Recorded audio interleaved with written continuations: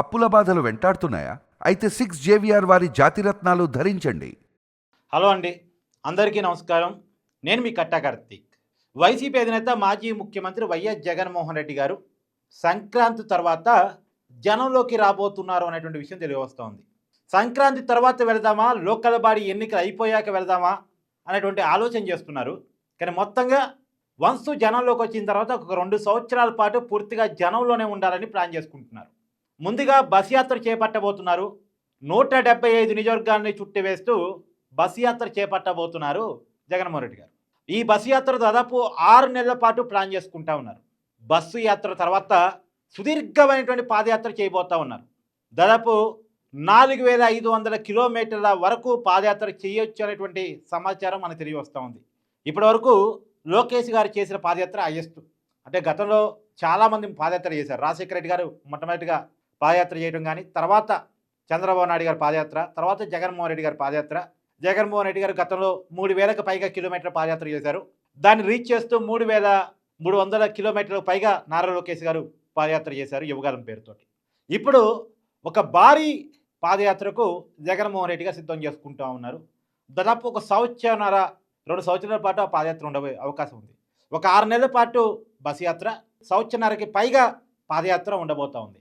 పాదయాత్ర ద్వారా దాదాపు 150 నియోజకవర్గాలని చుట్టూ వచ్చేటువంటి ఆలోచనతో జగన్మోహన్ రెడ్డి గారు ఉంటారు అనేటువంటి విషయం కూడా తెలియవస్తూ ఉంది. దాదాపు 2028 వరకు రెగ్యులర్గా జనంలోనే ఉండాలి. అంటే 2026 మిడిల్ నుంచి 2028 మిడిల్ వరకు 2 సంవత్సరాల పాటు పూర్తిగా పబ్లిక్లోనే ఉండాలి. బస్ యాత్ర ద్వారా కావచ్చు, తర్వాత పాదయాత్ర ద్వారా కావచ్చు, పూర్తిగా ప్రజల్లోనే జగన్ ఉండేలా ప్లాన్ చేసుకుంటున్నారు.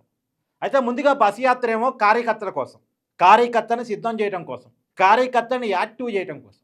ఇప్పటికీ చాలా జిల్లాల్లో, చాలా నియోజకవర్గాల్లో పార్టీ క్యాడర్ ఇంకా సిద్ధం కాలేదు.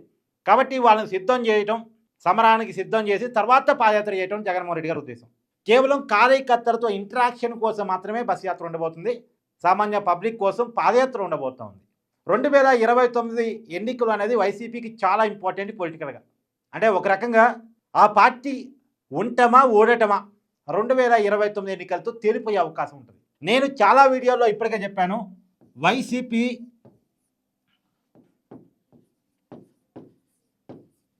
టార్గెట్ 2029గా పనిచేస్తూ ఉంది. ఒక మిషన్ పెట్టుకొని పనిచేస్తూ ఉంది. వాళ్ళు ఏ పని చేసినా 2029లో అధికారాన్ని సంపాదించడమే ఉద్దేశంతో పనిచేస్తూ ఉన్నారు. చాలా క్లియర్గా ఉన్నారు. వాళ్ళకు క్లారిటీ ఉంది. 2029లో కూడా 2024లో వచ్చిన ఓటమి లాంటి ఓటమి వస్తే ఆ పార్టీ ఉనికికి ఇబ్బంది వస్తుంది. ఇప్పటికే జగన్మోహన్ రెడ్డి గారు కేవలం 11 సీట్లు రావటం ఫలితంగా, కేవలం 4 ఎంపీలు రావటం ఫలితంగా జగన్మోహన్ రెడ్డి గారి లాబింగ్ స్థాయి తీవ్రంగా పడిపోయింది. జగన్మోహన్ రెడ్డి గారి మీద చాలా పెద్ద పెద్ద కేసులు ఉన్నాయి. 2011 నుంచి నమోదైన అక్రమాస్తు కేసులు ఉన్నాయి. వైఎస్ వివేకానందరెడ్డి గారి హత్య కేసు వాళ్ళ ఎంపీనే నిందితుడిగా చేరుస్తూ ఉంది వైఎస్ అవినాష్ రెడ్డి మీద.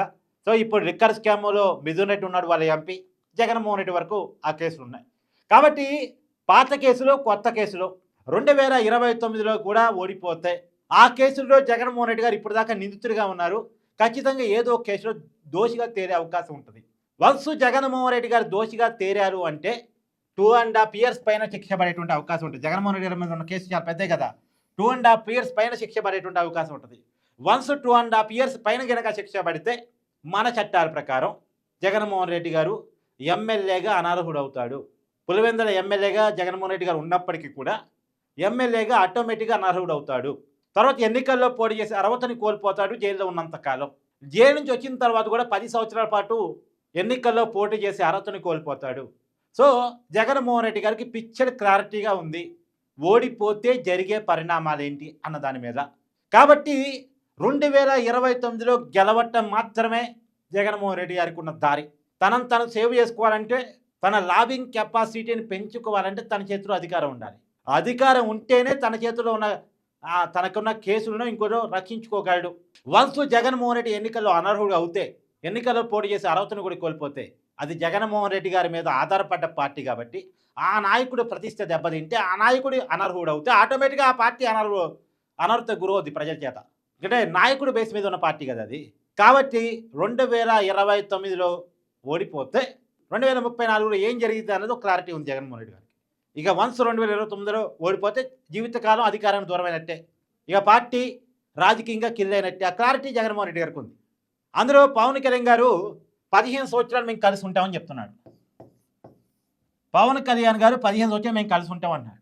15 సంవత్సరాలు ఎందుకు కలిసి ఉంటామని పవన్ కళ్యాణ్ గారు పదే పదే చెప్తున్నారన్న క్లారిటీ కూడా జగన్మోహన్ రెడ్డి గారికి ఉంది. 15 సంవత్సరాలు అధికారం కూటమిది అయితే మాత్రం ఇక జగన్మోహన్ రెడ్డి గారి రాజకీయ జీవితం, ఎందుకంటే ఒక ప్రాంతీయ పార్టీ, అందులో నిర్మాణం సరిగా లేని పార్టీ, కేవలం సానుభూతి మీద భావోద్వేగం మీద ఏర్పడ్డ పార్టీ వరుసగా అధికారాన్ని లేకుండా ఉంటే అది మనజాలటం కష్టం, అది కొనసాగటం కష్టం. సో 2029 గెలవటమా లేదు రాజకీయాల నుంచి పూర్తిగా దూరం కావటమా, రెండే ఆప్షన్స్ ఉన్నాయి. అందుకనే జగన్మోహన్ రెడ్డి గారు చాలా తీవ్రమైనటువంటి ప్రయత్నం చేస్తున్నారు 2029లో వైసీపీని గెలిపించుకొని తిరిగి ముఖ్యమంత్రి కావటం కోసం. అందుకనే పెద్ద ఎత్తున ఆయన పాదయాత్రకి బస్సు యాత్రకి సిద్ధపడుతున్నాడు. మరి ఈ బస్సు యాత్ర పాదయాత్ర అతన్ని మళ్ళా అధికారాన్ని ఎక్కిస్తాయి అంటే గతం వేరు వర్తమానం వేరు.